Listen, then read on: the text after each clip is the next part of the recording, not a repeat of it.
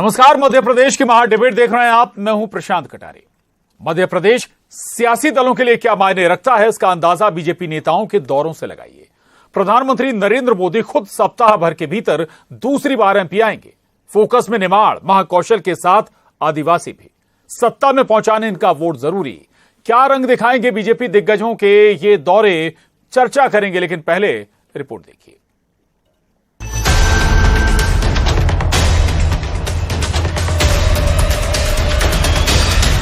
BJP का vote Trump card जो अमूमन खाली नहीं जाता, और अब एमपी में बीजेपी मोदी रूपी वही ट्रंप कार्ड चल चुकी है। हफ्ते भर के भीतर प्रधानमंत्री नरेंद्र मोदी दूसरी बार मध्य प्रदेश आ रहे हैं। इसके ठीक एक दिन पहले निमाड़ में बीजेपी के राष्ट्रीय अध्यक्ष जेपी नड्डा और सीएम शिवराज भी चुनावी विजय की हुंकार भर चुके हैं। 1,28,000 घर जो मध्य प्रदेश के गरीब लोगों को मिलने वाले थे, 2 कमरों का मकान, साथ में रसोई, साथ में गैस का चूल्हा, साथ में शौचालय, साथ में कोठियां, और उस मकान का मालकिन बनने वाली बहनें थी। 1,28,000 मकान कमलनाथ ने वापस किया था। बोलो, कमलनाथ अपराधी है कि नहीं है? अपराधी है कि नहीं? आपका हिस्सा इसमें मारा कि नहीं मारा? आपका हिस्सा मारा कि नहीं मारा? गरीबों का हिस्सा मारा कि नहीं मारा? ऐसे लोगों को आप आने दोगे क्या? बोलो, किसान भाई में कर्जा माफ हुआ क्या? कर्जा माफ नहीं किया कर्जा माफ। और आज मुझे कहते हो घर में हमने वचन दिया था कि कमलनाथ की झूठी कर्जा माफी के वादे के कारण किसान पे ब्याज की गठरी चढ़ गई है। और मैं कहता जा रहा खरगोन में कि ब्याज की यह गठरी कमलनाथ ने चढ़ाई, मामा इस गठरी को उतारेगा। 1 जुलाई को पीएम मोदी आदिवासी बहुल शहडोल में आदिवासियों के बीच मौजूद रहकर जनता की नब्ज टटोलेंगे। दूसरी तरफ कांग्रेस बीजेपी अध्यक्ष को हिमाचल की हार याद दिलाकर आईना दिखाती नजर आई। जिनने भारत को विश्वगुरु बनाने की ओर पूरे भारत की आस जगाई और कदम बढ़ाए, वो आ रहे हैं और ऐसी बीमारी को लेकर आ रहे हैं, सिकल सेल एनीमिया के लिए। आप देखिए, सीधा नीचे की ओर आम जन की चिंता, हमारे जनजाति भाइयों की चिंता, गरीब की चिंता, गांव की चिंता, प्रधानमंत्री जी समग्र लिए हुए हैं। सबका साथ सबका विकास का भाव जो उनका है, उसको धरातल पर उतारने के लिए कल आ रहे हैं। उनका स्वागत है, अभिनंदन है, वंदन है। और जो उन्हें आज तक मिला है वो वही परोसेंगे, उसमें भी हमें आपत्ति नहीं है। मगर इस ढंग की घटिया और ओछिक भाषा किसी ग्रामीण क्षेत्र का पार्षद भी इस्तेमाल नहीं करता है। इन्हीं निम्न स्तरीय विचारों और भाषा का इस्तेमाल करते हुए आज उन्होंने कमलनाथ जी को कोसा है। निमाड़ से लेकर महाकौशल तक बीजेपी के चुनावी रणनीति के केंद्र में आदिवासी मुख्य तौर पर मौजूद हैं। कभी कांग्रेस का मजबूत वोट बैंक रहे आदिवासियों में बीजेपी कई योजनाओं और बड़े आदिवासी सम्मेलनों के जरिए बड़ी घुसपैठ कर चुकी है। इसी आधार पर 23 के रण को जीतने के प्रण के साथ सियासी दल फिर मैदान में है। Bureau report, news 18, Madhya Pradesh, Chhattisgarh.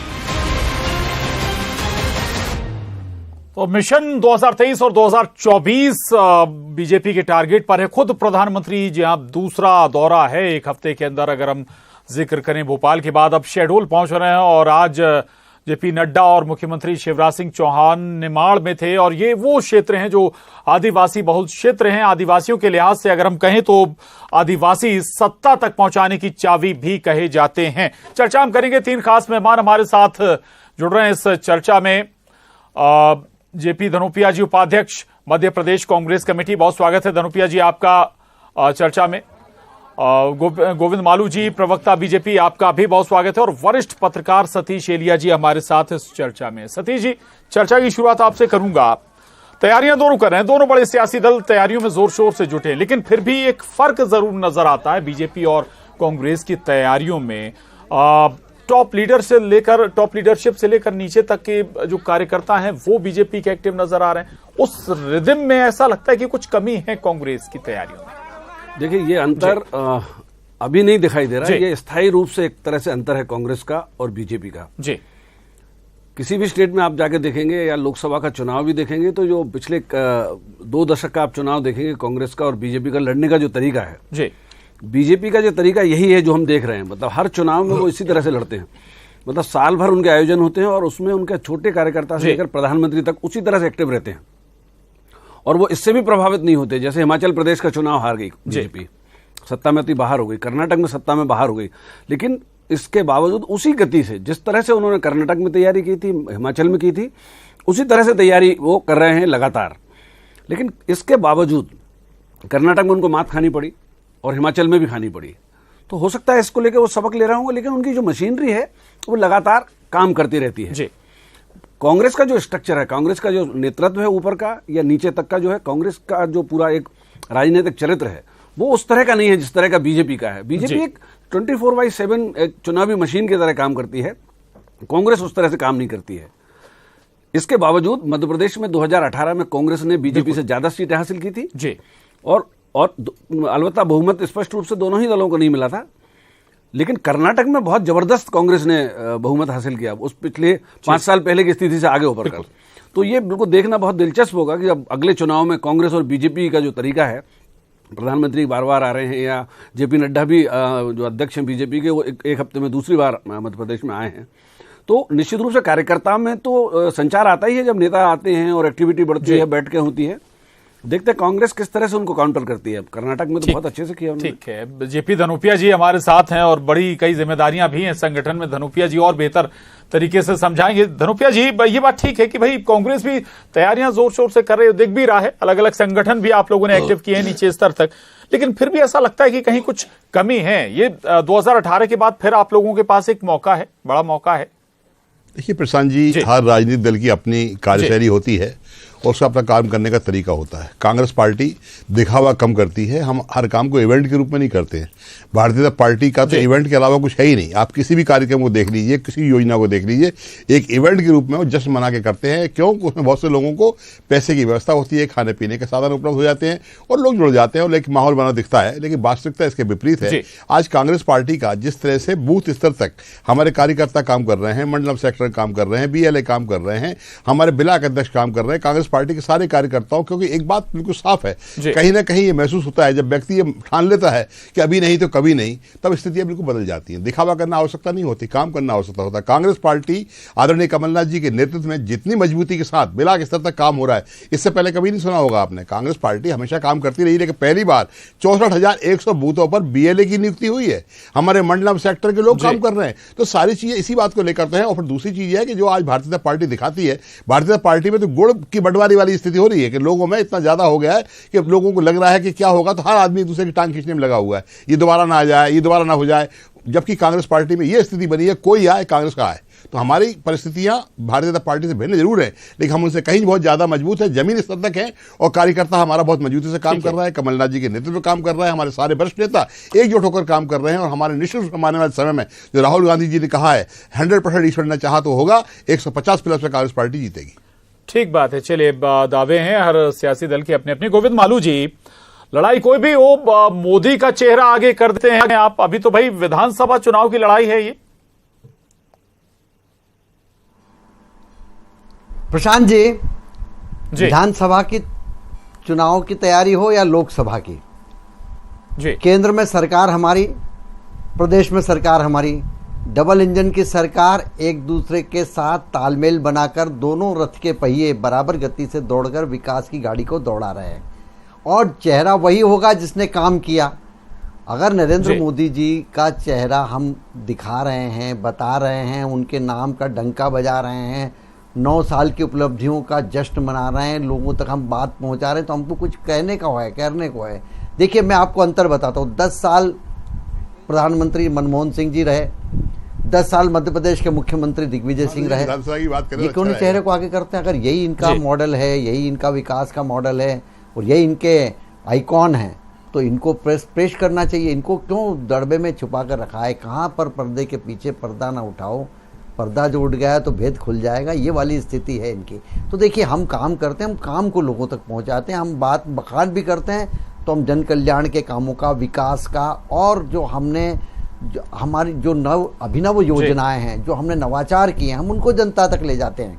हम जनता तक ये भी ले जाते हैं, हम सीधा जो देना चाह रहे हैं वो आप तक पहुंच रहा है। बीच का बिचौलिया जो पहले खाते थे वो बंद हो गए।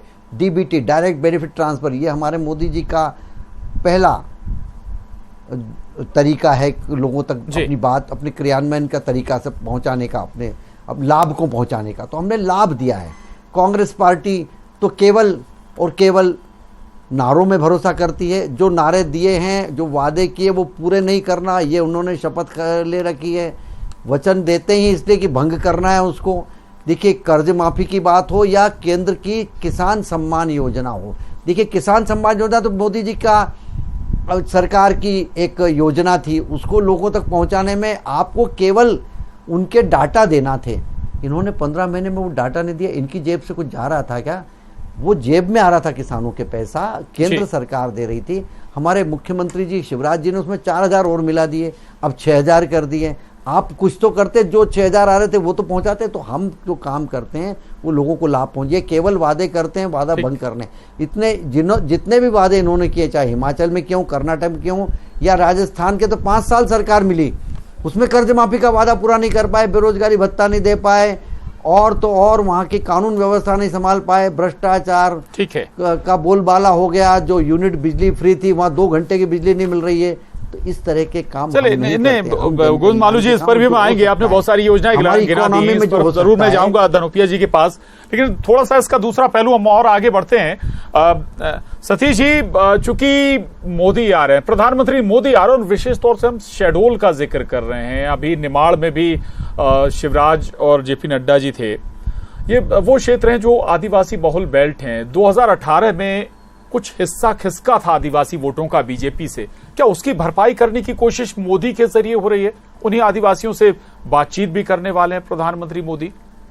देखिए, अभी जब वो अभी पिछले दौरे में आए थे, पिछले इसी हफ्ते मतलब आए थे, तो शेड्यूल वाला उनका कार्यक्रम स्थगित हो गया। तो मुझे लगता है वो तुरंत ही उन्होंने उसको रिवाइव किया, टाइम टेबल को किया है, तो वो उसी के तहत आ रहे हैं।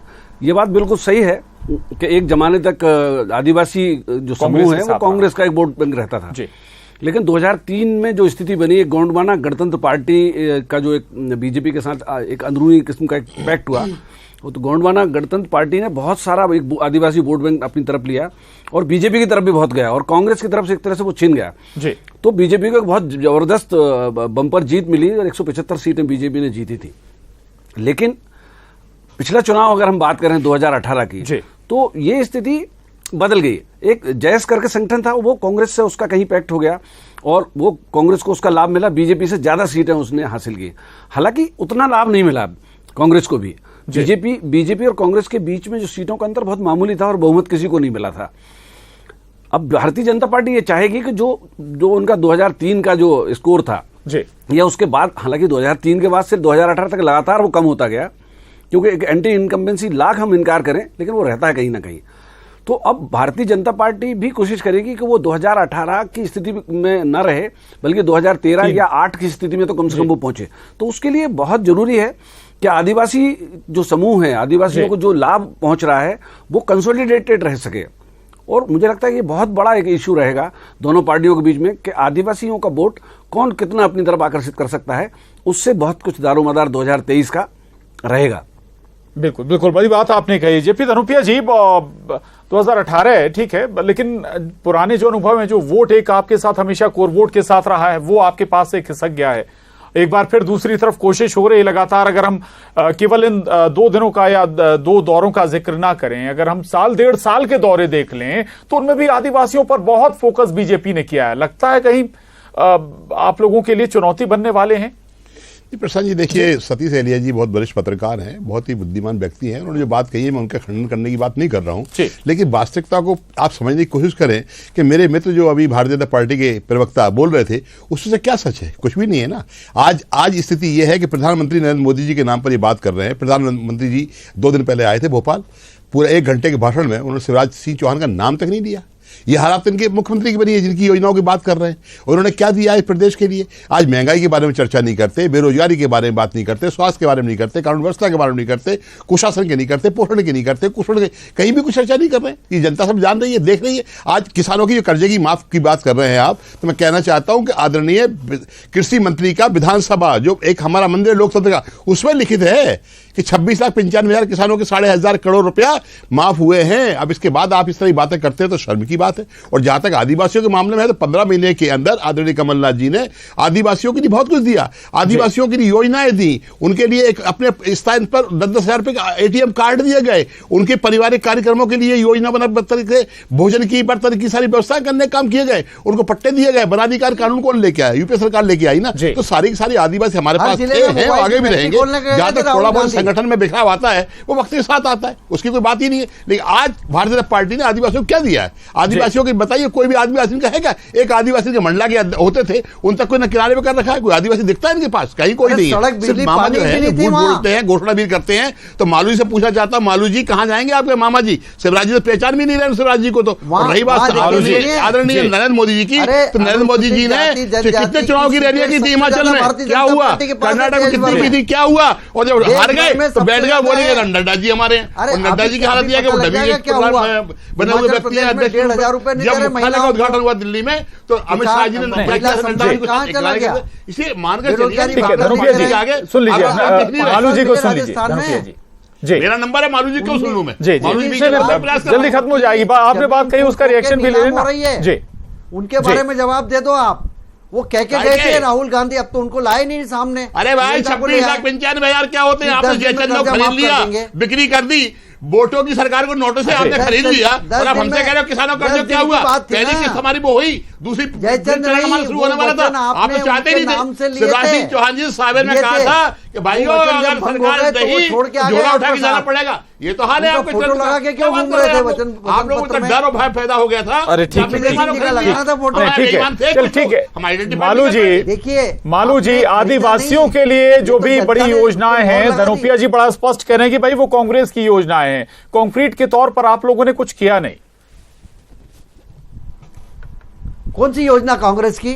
हमारी वनाधिकार पट्टा कांग्रेस ने दिया, कांग्रेस ने ATM कार्ड दिया, उनको बर्तन दिए, उनके शादी ब्याह कार्यक्रमों के लिए योजनाएं दी। आपने क्या किया? धनोपिया जी आपने कुछ किया क्या? आपने किसानों को 18% पे ब्याज देते थे, हमने 0% पे दिया कि नहीं? श्रीमती आपने बंद की नहीं? हमने तो भाई आप तो कह रहे थे कि ये फिजूल करती है घूमना, आपके मंत्री कहते थे कि ये तीर्थ दर्शन योजना फिजूल करती है। हमने की नहीं? बिजली आपके टाइम नहीं आती थी तो बोले चमगादड़ बैठ गया इसलिए बिजली नहीं आ रही है। क्या आप किया? ऐसे बहाने बनाते हैं जनता को परेशान करने का। जनता जब दुखी होती है तो कांग्रेस खुश होती है। 5-7 हजार आता है। कांग्रेस क्या किया है? जब जनता खुश होती है तो कांग्रेस दुखी होती है। घर का बिल कितना आता है? एक भी योजना देखिए, अच्छा 4,000 रुपए आपने क्यों नहीं दिए बेरोजगारी भत्ते? मध्य प्रदेश में, राजस्थान में तो 5 साल मिले। रोजगार देने का किया, 70% राजस्थान में तो 5 साल मिले भाई। हमने इन्वेस्टर जवाब ले लें मालू जी, अब जवाब ले लें। मालू जी जवाब ले लें। बेरोजगारी भत्ता का जिक्र किया धनुपिया जी, मैं वही कह रहा हूँ, बेरोजगारी कैसे दिया बताया ना भाई। कोई भी घोषणा पत्र होता है 5 रुपए डीजल पेट्रोल में कम करने का होता है ना, उसकी शुरुआत होने के दौर में ही आपने इस तरह का व्यवहार कर दिया। आपने 15 महीने में, 3.5 महीने तो आचरण चलेगा, बचा क्या 1 साल में कार्यक्रम करने की स्थिति में आपने इस तरह का वातावरण बनाया। आपने जयचंद्र के साथ सेट किया और सरकार को आपने गिरा दिया। नहीं, कहां से पूरी योजना? अरे 10 किलो चावल की बात नहीं कर्नाटक में, अब कहते हैं FCI नहीं दे रहा।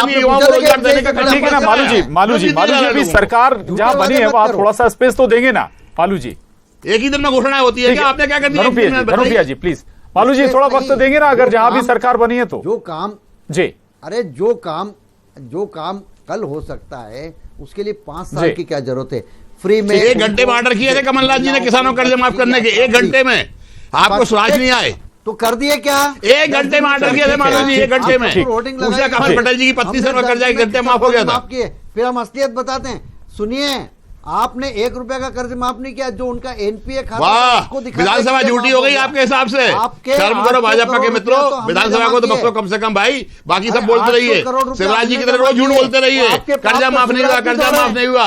अरे ठीक है। शिवराज अरे जी आपके उधार लेके पाप घी तो पीने हमारे वाले व्यक्ति मुख्यमंत्री हो रहे हैं। हैं। 3,35,000 करोड़ का कर्ज है आज मध्य प्रदेश पर, जी, जी। और 3,41,000 कुल बजट है। शर्म करिए आप लोग, जितने का बजट है उतना कर्जा मध्य सरकार पर है। ठीक है, सतीश जी के पास जाऊंगा। आप दोनों से रिक्वेस्ट है, गोविंद जी, धनुकिया जी, प्लीज जी, किसानों को फ्री में ठीक दे है। दिए क्या? ये आपके जी जी पाप का नतीजा है। सतीश जी योजना है, और उससे भी बड़ा मसला होता है कि आप योजनाओं की घोषणा से ज्यादा जनता तक लाभ पहुंचा दें, फिर दूसरा कि माउथ पब्लिसिटी आपकी हो जाए या परसेप्शन जैसा मसला। अब इसमें कहां कौन नजर आगे आता है? आपको कौन नजर आता है आगे? देखिए, बहुत साफ है। मैंने पहले भी ये कहा है कि आज की तारीख में, आज हम यहाँ बात कर रहे हैं 30 जून को, आज की स्थिति में चुनाव होता है तो मेरे हिसाब से हम 2018 में जो नतीजे आए थे उस स्थिति पे खड़ी है बीजेपी और कांग्रेस। मतलब कांग्रेस आगे है या बीजेपी आगे, वो बात मैं नहीं करता, दोनों को ही बहुमत नहीं मिला था उस समय। तो आज की स्थिति में तो वहां खड़े हैं। एज मुझे किसी को नहीं दिखता है, चूंकि हमारे यहाँ का जो चुनाव है किसी नैरेटिव पे चुनाव होता है, किसी मुद्दे पर चुनाव हो जाता है। जो कहा जा रहा है कि 80 सीटों से ज्यादा पर इम्पैक्ट देते हैं, आदिवासी फैक्टर भी हो सकता है, और कॉमन जो यूसीसी की जो बात हो रही है, एक नागरिक एक कानून की जो बात हो रही है, बीजेपी का जो कोर एजेंडा था, जिसपे मोदी जी ने भोपाल की जमीन से उन्होंने पहली बार ये बात कही है। तो मुझे लगता है कि 2000 न केवल 23 में भी इम्पैक्ट डालेगा, बिल्कुल, न केवल 2023 में बल्कि 2024 में भी ये बड़ा मुद्दा रहेगा।